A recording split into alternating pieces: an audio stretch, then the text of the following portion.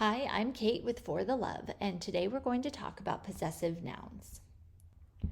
The first page you will see is a teacher page that gives lots of examples of possessive nouns. Notice they are broken down into singular and plural possessive nouns because it changes the location of the S and the apostrophe.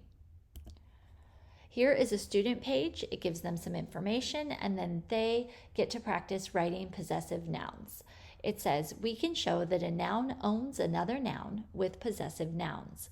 We make a noun a possessive noun by adding apostrophe S for singular nouns and S apostrophe for plural nouns. Possessive nouns can be subjects or objects of a sentence. So here we are giving students one noun and they have to show what noun owns that noun by using possessive nouns. Here is an example of what answers could look like. Notice we have included both singular and plural possessive nouns.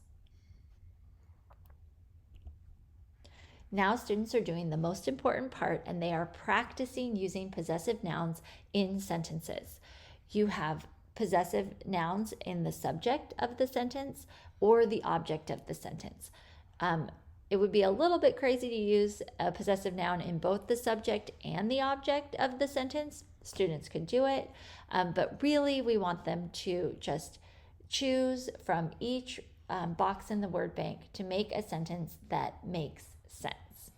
The mechanics checklist is there to make sure that they are also capitalizing the first letter in the sentence, having ending punctuation, putting space between their words, and spelling words correctly. They are given all the words in the word bank, so the words should be spelled correctly. You can also add to your students' word bank to include topics that you are learning about in science and social studies. That is it for possessive nouns.